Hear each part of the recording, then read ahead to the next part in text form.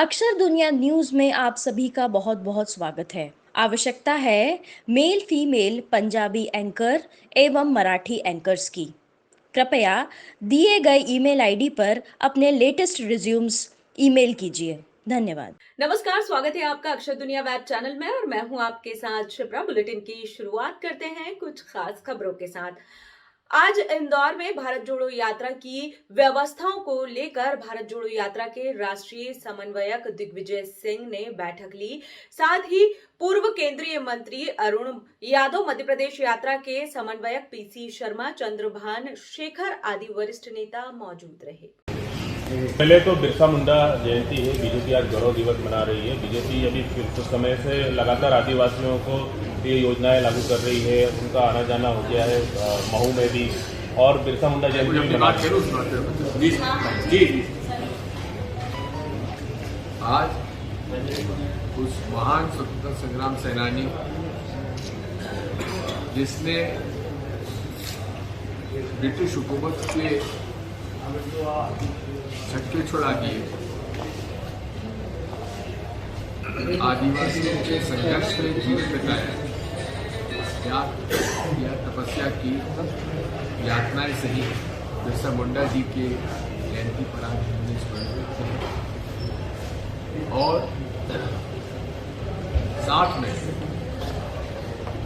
आज विनोबा भावे जी का भी आज उनके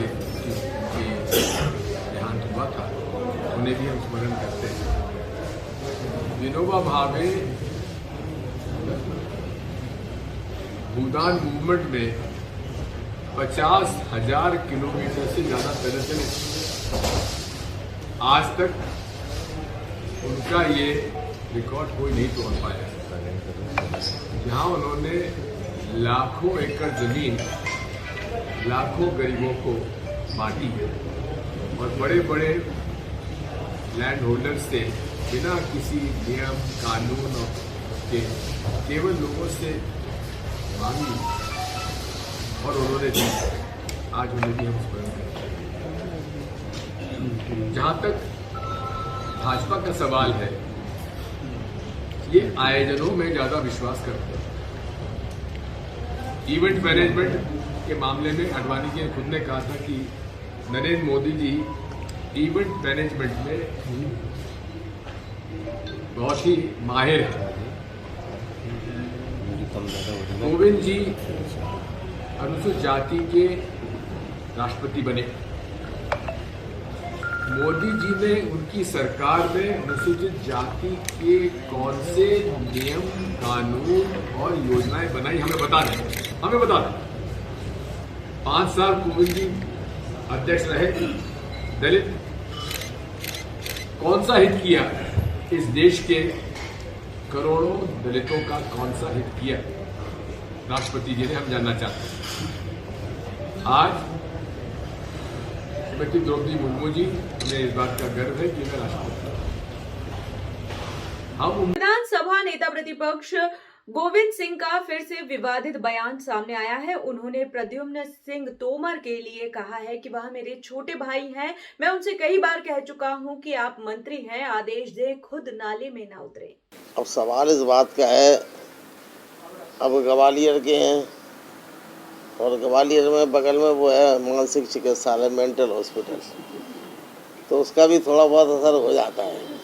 वे हमारे छोटे भाई हैं। मैंने अनेकों बार कहा कि भाई नाले में कूदो मत, नाले में कूदना, आप तो सरकार हैं, आप तो सरकार चलाने वाले हैं, आप आदेश दीजिए, आप नाले में क्यों कूद रहे हैं। किसी दिन कुछ सर्प वगैरह आ गया, बिच्छू ने काट लिया तो फिर रोना पड़ेगा। लेकिन पता नहीं कब उनको क्या सनक हो जाती है कि कहीं खम्भे जोड़ने के लिए चढ़ जाते हैं, खम्भे पे तार जोड़ेंगे, अब घटना दुर्घटना हो जाए ये।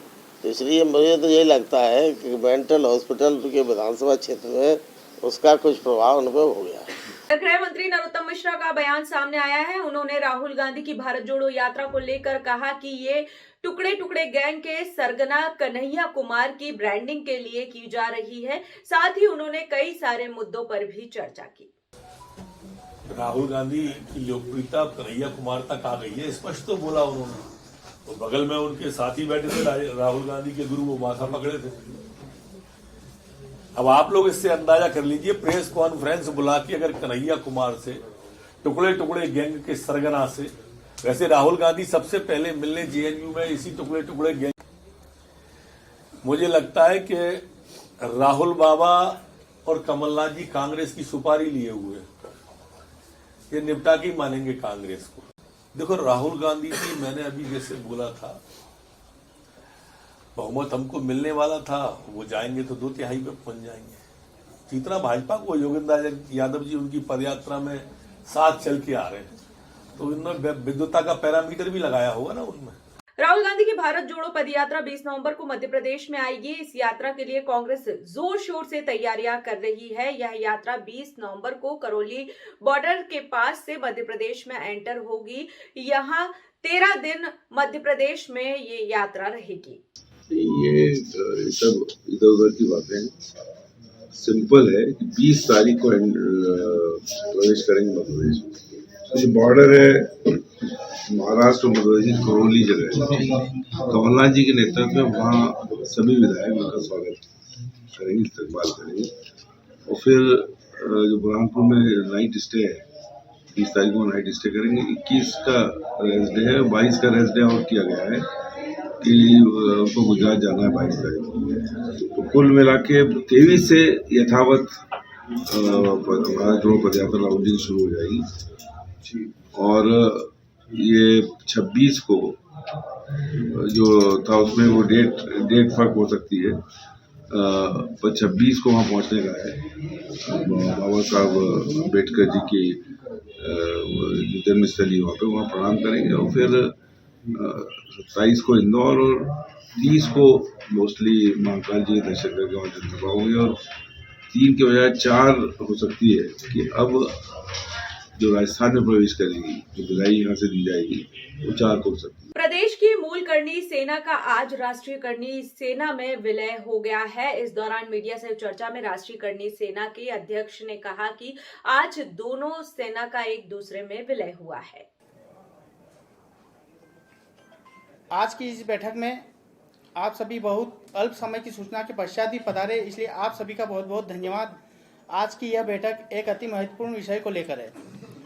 आदरणीय कालवी साहब के द्वारा सन 2006 में समाज सेवा और राजपूत समाज के उत्थान के लिए करनी सेना का गठन किया गया था और कालवी साहब के नेतृत्व में यह संगठन दिन प्रतिदिन सामाजिक कार्य करते हुए उन्नति के पथ पर अग्रसर रहा है।